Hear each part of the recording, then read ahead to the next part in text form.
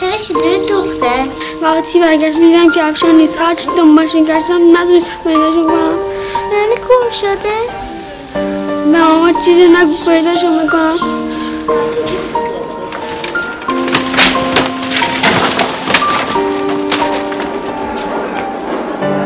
چرا اینجوری کردی؟ چرا اینا رو ریختی؟ کفش خواهرم نیست. برو دنبال کارت، برو ببینم. کفش خواهرم اینجا بود. گفتم برو دنبال کارت. من کفش جوانم بیان اینجا به توی خدا.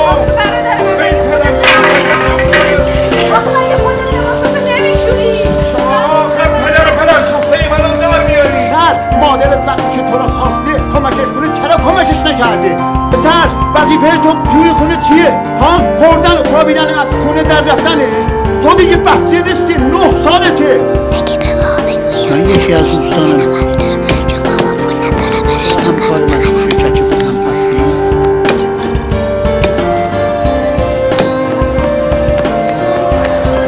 چون گیر کردی؟ گیر نکردم تا دیدم رو دیدم باش حرفا بده مردی تبدیل شده.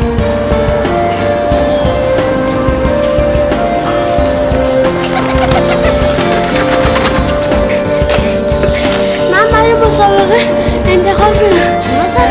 مسابقه دو پس فردا به کسی که نفر سوم بشه اگه سوم شدم کتینی ها رو میدم به تو. اگه نفر سوم نشدی چی؟ من حتما سوم میشم.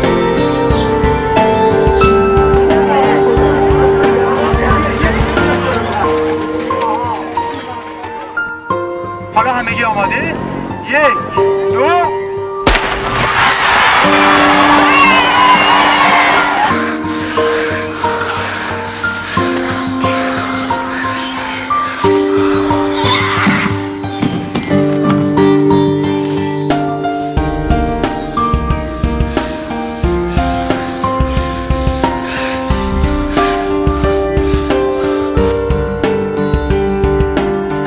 کاری چرا؟